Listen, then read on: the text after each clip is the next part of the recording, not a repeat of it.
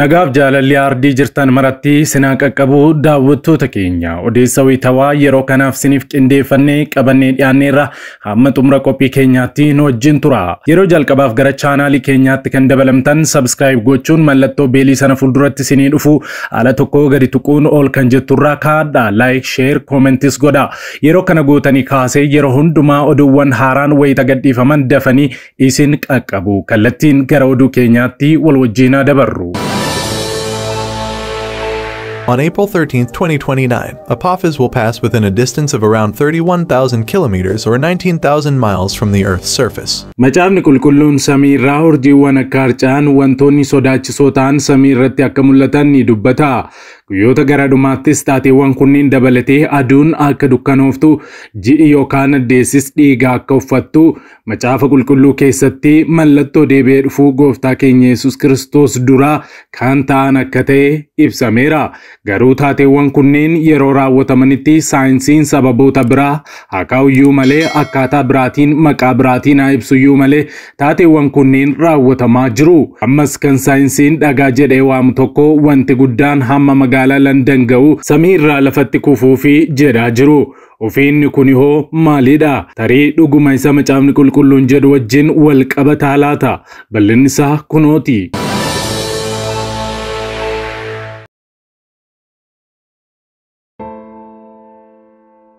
Video kana like gochuudhaan jalqabaa.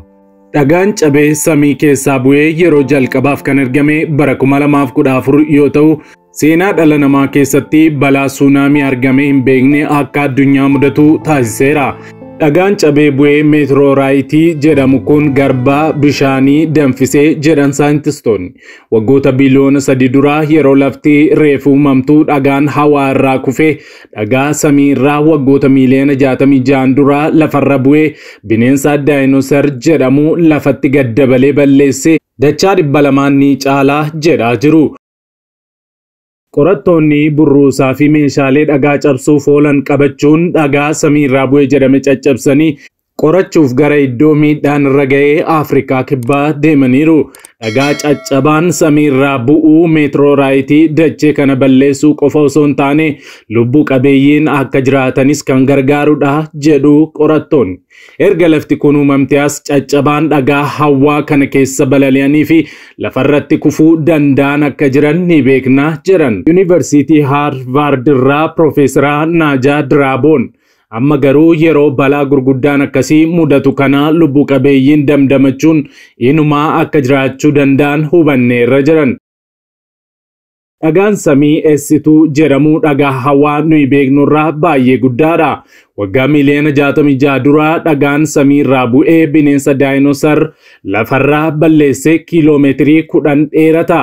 Kana jechuun hamma dheerina gaara Everest ta'a jechuudha. Haa ta'u malee dhagaan samii jalqabaa yeroo lafti reefu uumamte bu'e eessituu jedhamu kiiloomeetirii 40 hanga 60 kan bal'atu yoo ta'u ulfaatinni isaa isa daayinoosarasii balleessetti dachaa 50 hanga 500 ta'a jedhaa jiru saayintistoonni. Dhagichi yeroo lafti uumamte osoo hin turin lafarratti kan kufe yoo ta'u waan addaas ture jedhu. Addunyaan kun yeroos bishaaniin kan guutamtee fi ardiilee muraasa qofa qabdi turte. Lubbuu qabeeyyii xixiqqoon seelii tokko qofa qabu ture jedhu qorattoonni.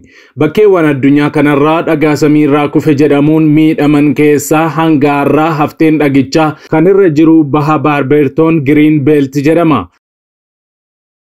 Afrikaa kibbaa keessattis argama. Profeesar Diraaboon waayillan ishee waliin yeroo 3 gara bakkichaatti imalteetti. Gaara naannichaarra bahuun dhagaa caccabaa haftee dhagaa samii irraa kufe ta'e sana burruusaan caccabsuun laaboraatoorii keessatti qorachuuf fudhatanii deebi'an. Gareen qorattootaa kun waan caccabaan dhagaa samii eessituu jedhamu lafarraan ga'ee qorataa turaniiru. Dhagichi lafarratti yeroo kufuu haroo kiiloomeetirii 500 bal'atu uumes jedhu. Dabalataan dhagoota baay'ee xixiqqoo daakuu fakkaatanii fi saffisa guddaan deemuu danda'anis uumeera. Dhagoonni xixiqqoon kunneen samii keessatti duumessi akka uumamuuf gargaaru jetti Profeesar Diraaboon. Mee duumessa rooba fiduu yaada. Yeroo roobuu bishaan gadi cobuu osoo hin taane waan dhagaan baqee samii keessa gadi cobu fakkaatas jette. Sunaamiin addunyaa kana haxaa'ee balleessuu danda'a ture. Galaana addaan hiruu danda'a. Warreen naannoo qarqara galaanaa jiran haxaa'ee balleessuu danda'a. Sunaamiin garba Hindii bara 2004 yeroo isa biratti ilaalamu baay'ee xiqqaadha jetti Profeesar Diraaboon. Humni sun hundi bishaan galaanaa fi garba keessaa danfisuun bishaan meetira 10,000 hurkee akka badu gochuu danda'a. Tempereechera amma jiru kanas gara digirii seentigireedii 100tti ol guddisuu danda'a. Halluun samii kanaa gara gurraachaatti akka jijjiiramus gochuu danda'as jetteetti. Dhukkee fi wantoota caccaboo xixiqqoon kan guutames ta'a. Ifti aduu dukkana keessa qaxxaamuree waan hin dhufneef lubbu qabeeyyiin lafarraa fi bishaan keessaa ifa aduun nyaata isaanii qopheeffatan lafarraa baduu malu. Itti dabaluudhaan Profeesar Diraaboon qorannoo ishee waan addaa argachuu simteetti. Dhagichi yeroo kufuu albuudota lubbu qabeeyyii xixiqqaaf barbaachisan kanneen akka ayiranii fi foosfarasii akka uumaman godhas jetteetti. Lubbu qabeeyyiin damdamachuu qofaa osoo hin taane erga badan jedhamanii deebi'anii jiraachuun inuma akka dafanii guddatan taasisas jetti. Ganama yeroo ilkaan kee saamunaa ilkaaniin miiccitu Biruushiin ilkaanii baakteeriyaa parsantii 99 ajjeesa. Garuu halkanuma sana ammoo deebi'anii dhufu. Akkasi miti re'oo jechuudhaan fakkeenyaan hubachiifti. Dhagoonni kunniin yeroo lafarratti kufanis albuudota akka xaa'oo foosferii addunyaa kanaaf gumaachu. Sunaamiin addunyaa kana haxaa'ee balleessuu ga'us galaana jalatti bishaan ayiraniin badhaadhee baasa. Kun ammoo lubbu qabeeyyii anniisaa addaa kennaas jetti. Lafti kun dhagoota akkasiin dur deddeebitee rukutamuun ishee uumama har'aaf gumaachuu akka hin hamne saayintistoonni ni amanu. Kanaan dura naasaan akka ibsetti asteroidiin toonii miliyoona 20 ta'u humna boombii niwukilaara 30 wal qixa ta'ee qabu bara 2029tti dachee rukutuu danda'as jedhee jira. Kana malees baruma 2023tti urjoonni 5 dacheetti dhiyaataa jiru jechuudhaan ibseetu ture. Bartoonni gooftaa deebi'ee dhufaatii isaa yeroo gaafatanitti mallattoowwan kennaman keessaa tokko isa kanadha. Egaa macaafni qulqulluun ammoo akkana jedha. Guyyoota gara dhumaatti urjoonni waaqarraa hin harca'u. Humnoonni bantii waaqaa keessaas hin raafamu. Yommus ilmi namaa humna guddaadhaan ulfinaanis duumessootaan utuu dhufuu hin argu. Inni immoo ergamoota waaqa irraa ergee warra waaqayyoof fo'aman qixaarfanii handaara lafaati. Handaara bantii waaqaattis walitti hin qabaa jedhe. Wangeela Maarqos boqonnaa 13 lakkoofsa 25 hanga 27. Biyyi lafaa kun jalqaba akkuma qabdu dhumas qabdi. Dhuma waan hundumaa kan ta'e guyyaan tokko jira. Waa'ee guyyoota dhumaa ilaalchisee ammoo amantaawwan ijoollee Abrahaam sadanuu, amantaa Yihuudii, amantaa Kiristiyaanaa fi amantaan Musliimaa guyyaan kun akka jiru ni dubbatu. Egaa waa'ee qaamota samiirraa gara dacheetti gad dhufaa jiranii fi ni kufu jedhamaa jiranii kana ilaalchisee dhuguma isa macaafni qulqulluun jedhu ta'uu fi dhiisuun isaa baay'ee beektotaan qorannoo kan barbaadudha. Amma qorannoon mirkaneeffamutti kana isaaniif dhiifnee waan macaafni qulqulluun jedhu garuu yaadaan qabachuun baay'ee gaariidha. Yesuus itti dabalee rakkina guyyoota sanaa booddee achumaan biiftuun hin dukkanoofti.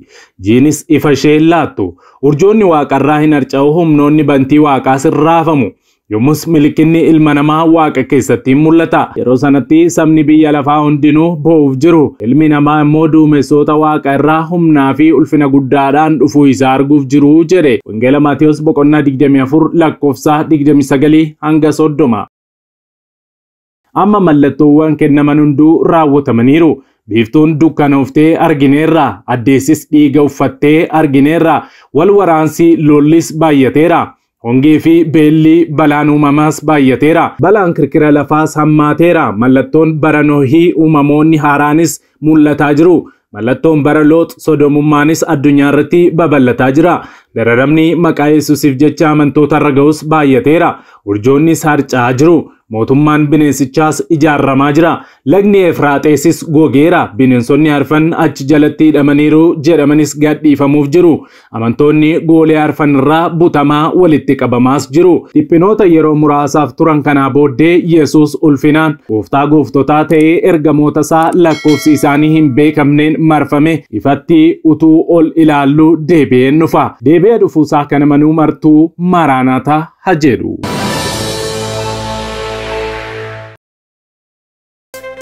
Fardaadhi gubbaa taa'een argame ulfina sanaan si kan gonfame macaafota cuufaa mutichinni banee enniji saayifu Yesuus tu argame ati guddaadha hundumaa bitaa jaalala keetii hunda dhuunfataa ati guddaadha hunduma bita jaalala keetii hunda dhuunfataa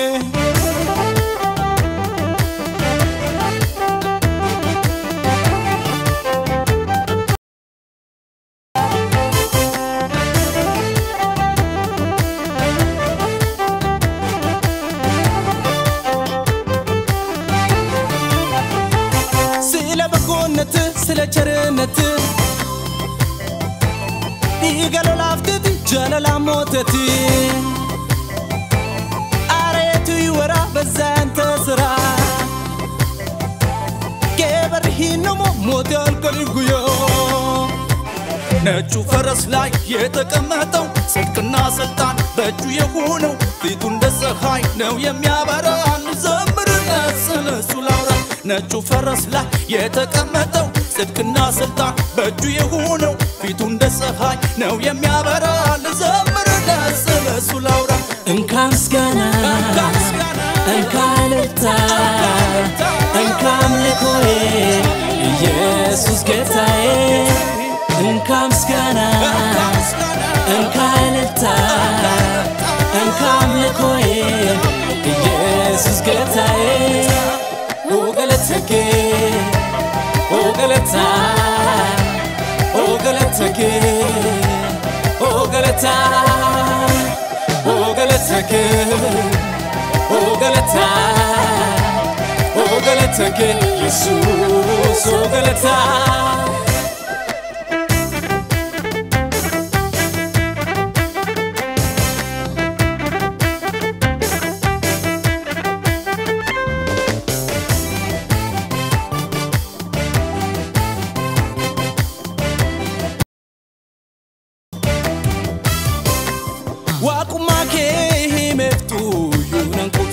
Amagesu du bachudani mulsu dachef zami ivajiru da kanarra izambune jijiramne si argera wakumake himeftu yunan kutsu amagesu du bachudani mulsu dachef zami ivajiru da kanarra izambune jijiramne si argera waka gudda yesolbate Jiltol faate moti gudda yesolbate Jiltol faate waka gudda yesolbate Jiltol faate moti gudda yesolbate Jiltol faate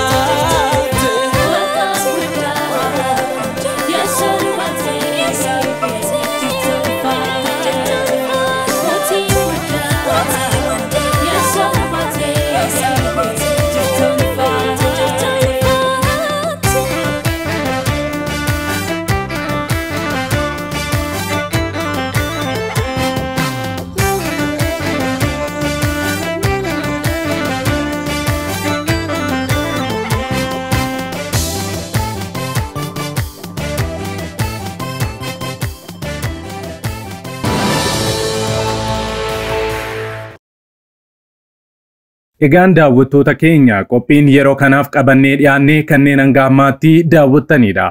Qophii keenya walakkaatti kan nutti dabalamtan chaanaalii keenya subscribe, like gochuu hin dagatina. Saatotaan booda hanga walitti deebinutti nagaan tura.